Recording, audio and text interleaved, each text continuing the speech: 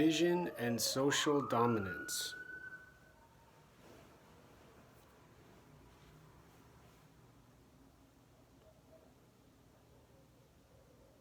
The many, the well-connected, and the socially proud who are living in a world with friends and the people they describe as a part of their movement and their declaration for their demands. They watch TVs. Vision dominance for them takes less energy than walking down the street with their neighbor to get some fresh air and take a break from their pot-filled home, their weed-filled fridge, and their booze.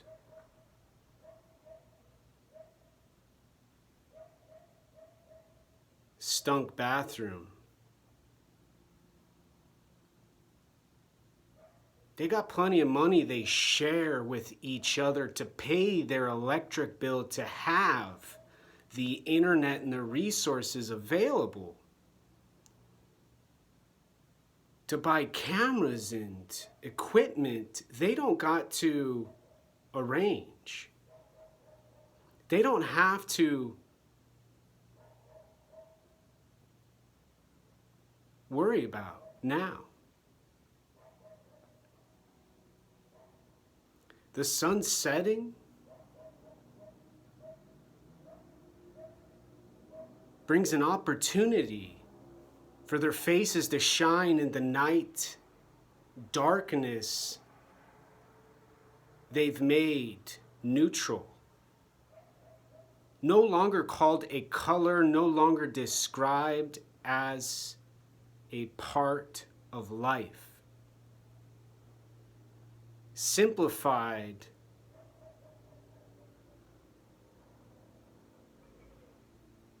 to pleasure.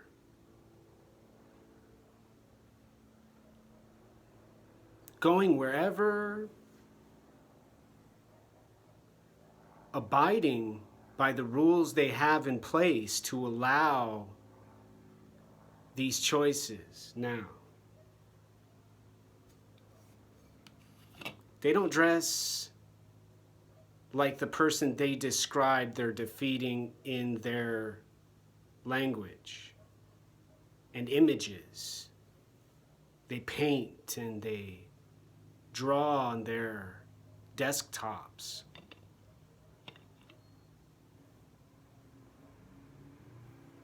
They don't look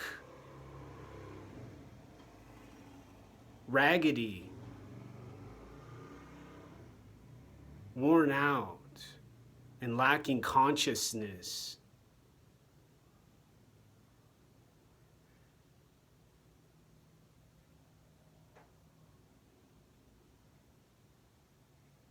The description they give for people like me now, who they say are the most violent, vile, and disgusting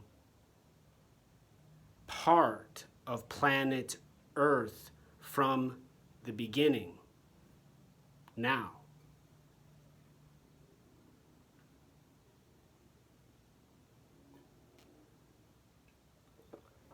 They've got tribal tattoos to show their social dominance. Soviet symbols and objects like the anarchy and the black stripes on their arms and legs. Teardrops coming from their eyes to let those unlucky and unfortunate, confused strangers see their strength and power, and their courage and their honor, giving the world a humanity full of vibrance and brilliance and 60-year-old music repeating,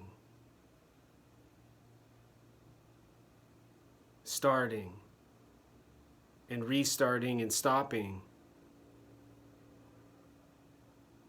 calmly.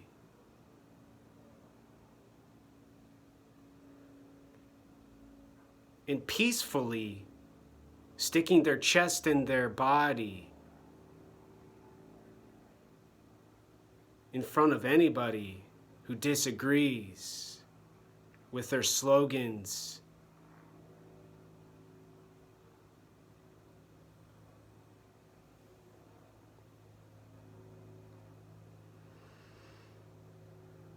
In fire-filled hands with Molotov cocktails and bonfires burning,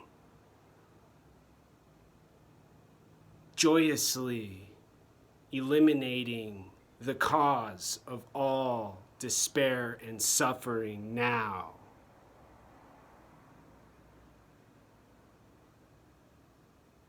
Auditory and visual dominance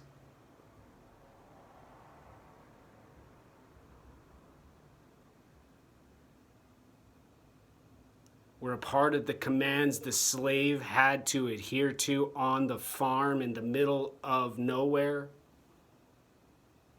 In the bathroom sign they had to see in the city.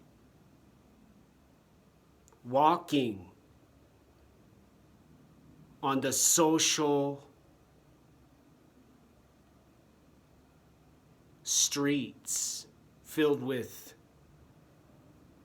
people who were friends and lovers and wives and husbands, who taught their kids to be in charge and rule the earth and the planet, to be safe and secure and not have to worry about the thug gangster.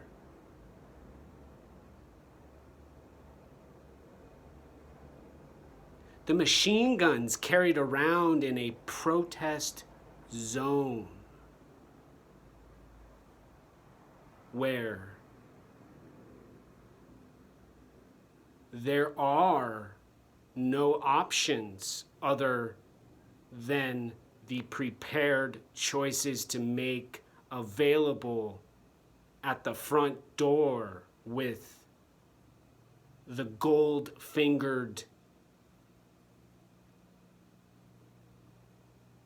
black-dressed, skinny and fat-toting maniac.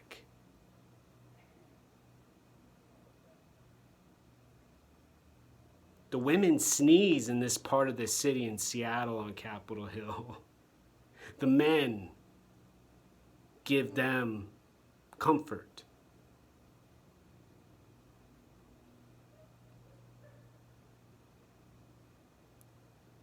And there's virtue provided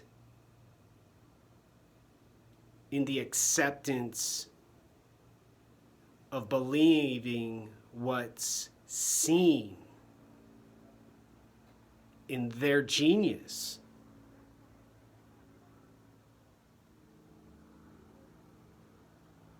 No woman, no cry, no man, no weak, and not one, very, very many, lots. And the poor, brave voice now. At risk to get heard outside of my home, from the neighbor across, from the person down the road, from the big thug down the hall, and their gangster friend next door, a few floors down.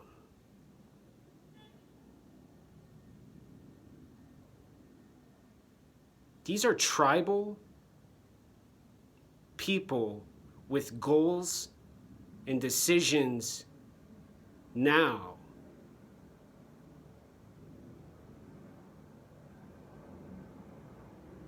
Made by the people who were enslaving the people they are saving now. Controlling vision and sound, restricting freedom and eliminating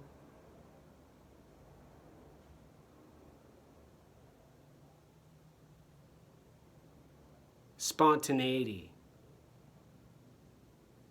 Every night at 8 p.m., there's a whistle, there's noise, there's loud screaming and yelling, and there's cheering and excitement for them now. There's a person singing outdoors, and there's a person blocking the building entrance, threatening the singer practicing for not being able to meet their demands of begging to go home, told to shut up and stay silent in their world out there now. They live in so happily.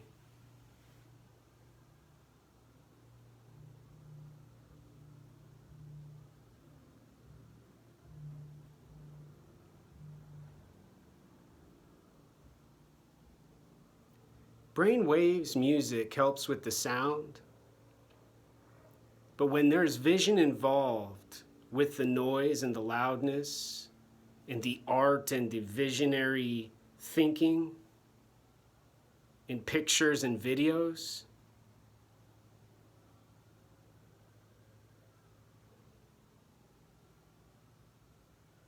then the rope soothes the body parts.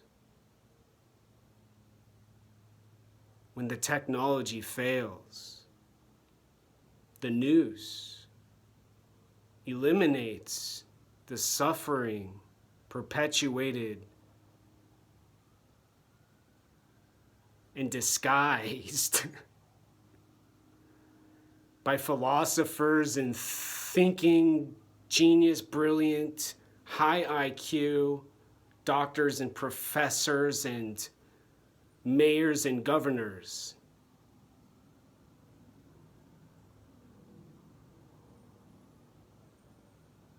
Who achieve their world with their insistence on accepting their gift, their service, and their free money.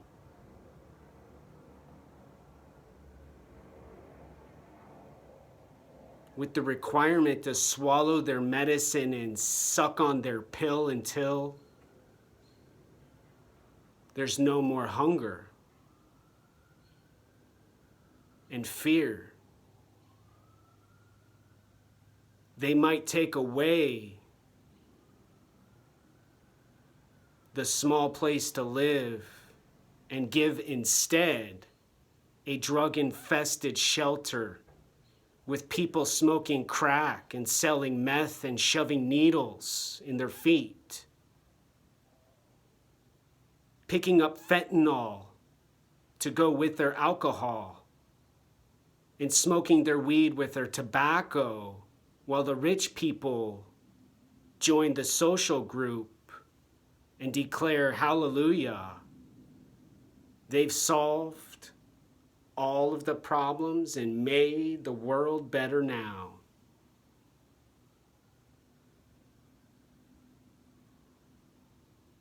And there's nothing else to do.